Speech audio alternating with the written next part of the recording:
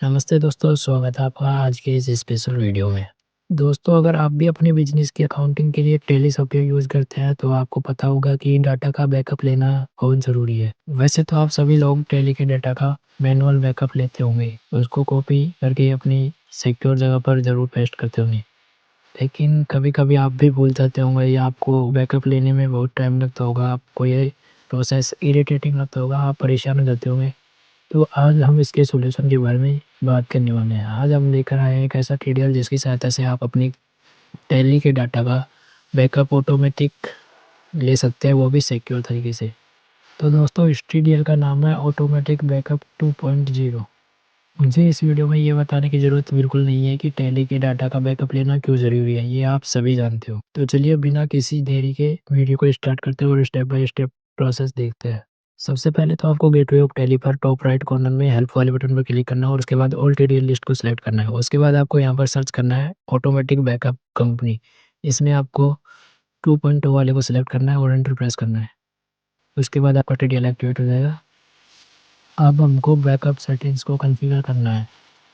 उसके लिए हम ऊपर कंपनी वाले बटन के साइड में डाटा वाले ऑप्शन पर क्लिक करेंगे और उसके बाद ऑटो बैकअप 2.0 पर क्लिक करेंगे।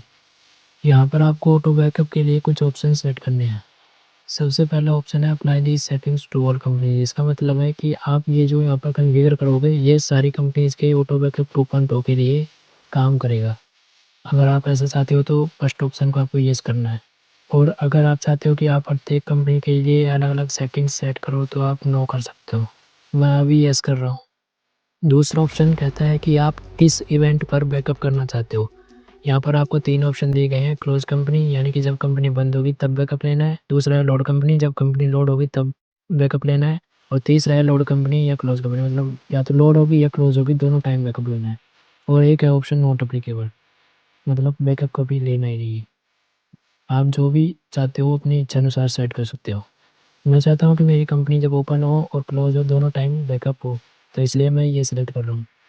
अगला ऑप्शन है डेस्टिनेशन फ़ोल्डर पाथ। यहाँ पर आपको उस फ़ोल्डर का पाथ डालना है जिसमें आप बैकअप लेना चाहते हो, मतलब जहाँ पर आपकी कंपनी का ऑटोमेटिक बैकअप स्टोर होगा।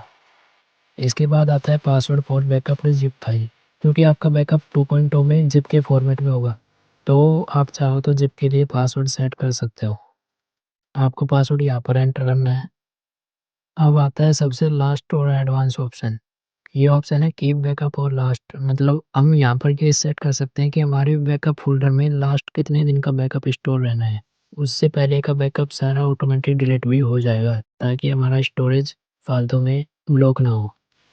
इसकी वैल्यू मिनिमम 10 डेज़ होनी चाहिए, मतलब कम से कम 10 डेज़ का बैकअप तो हम रखेंगे ही रखेंगे। उसके अलावा जितने दिन का आपको रखना है आप यहाँ पर सेट कर सकते हो। मैं अभी 10 डेज़ ही सेट कर रहा हूँ।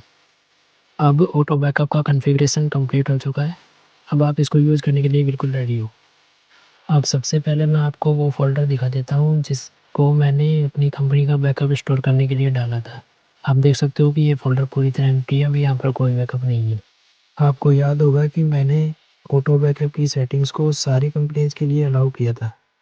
इसका मतलब मैं टैली में जब भी कोई कंपनी लोड करूँगा या क्लोज़ करूँगा तो उसका बैकअप इस फ़ोल्डर में अपने आप रिस्टोर हो जाएगा। तो चलो देखते हैं टैली में ये कैसे काम करता है। अब मैं टैली में आ चुका हूँ। आप देख सकते हैं यहाँ पर मेरे पास आरटी के नाम से कंपनी ओपन है। मैं इसको सेट करता हूँ। अब मैं फ़ोल्डर में जाकर देखता हूँ तो आप देख सकते हैं यहाँ पे एक फ़ोल्डर क्रिएट हो चुका है ऑटोमेटिक और उसके अंदर ज़िप फॉर्मेट में एक फ़ाइल आ चुकी है।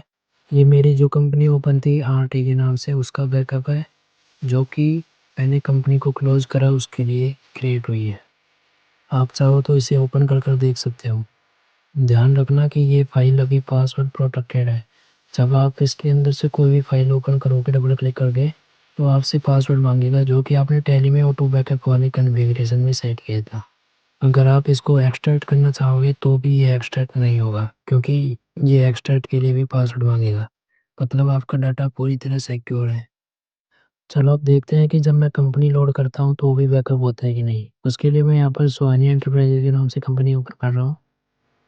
अब मैं फ़ोल्डर में जाकर देखता हूँ तो यहाँ पर 2 ज़िप हो चुकी है, मतलब वो जो मैंने कंपनी अभी लोड की थी सोहानी एंटरप्राइजेज़ करके, उसका बैकअप भी इस फ़ोल्डर में हो चुका है। चलो अब देखते हैं कि जब मैं दोबारा उस कंपनी को क्लोज़ करूँगा तो भी बैकअप होता है कि नहीं। उसके लिए मैं चलता हूँ टैली में और जो मेरी सोनी एंटरप्राइजेस के नाम से कंपनी ओपन है इसको मैं क्लोज़ कर देता हूँ। अब मैं जाकर देखता हूँ फ़ोल्डर में, तो आप देख सकते हैं यहाँ पर 3 ज़िप हो चुकी है। मतलब मेरा कंपनी क्लोज़ करने पर सोनी एंटरप्राइजेस का दोबारा बैकअप हो चुका है। इस तरह आप देख सकते हो कि आपका डाटा पासवर्ड प्रोटेक्टेड ज़िप में एकदम सिक्योर तरीके से बैकअप हो चुका है, वो भी ऑटोमेटिक। अब एक बार और मैं आपको कंपनी ओपन करके दिखाता हूँ और उसका बैकअप तुरंत उस फ़ोल्डर में हो जाएगा। पहले आप देख लो, इस फ़ोल्डर में केवल 3 बैकअप फाइल्स हैं। अब मैं एक कंपनी लोड करता हूँ। अब आप देख सकते हैं इस फ़ोल्डर में 4 फाइल अभी भी हो चुकी हैं। इस प्रकार अगर आप ऑटो बैकअप 2.0 की सेटिंग सही तरीके से सेट करते हो तो आपका data automatic password protected zip में बैकअप होता रहेगा, चाहे आप कंपनी को ओपन करो या चाहे कंपनी को क्लोज करो। तो दोस्तों, ये था आज का हमारा नया ट्यूटोरियल। उम्मीद करते हैं आपको पसंद आया होगा। आपको ये ट्यूटोरियल कैसा लगा कमेंट सेक्शन में ज़रूर बताइएगा। और अगर आपको ये ट्यूटोरियल बाय करना हो या फिर कोई और नया ट्यूटोरियल बनवाना हो तो आप हमसे स्क्रीन पर दिए गए नंबर से या फिर कमेंट सेक्शन के थ्रू कॉन्टैक्ट कर सकते हैं। वीडियो को लाइक और चैनल को सब्सक्राइब जरूर कर लेना। मिलते हैं आपसे एक नई वीडियो में।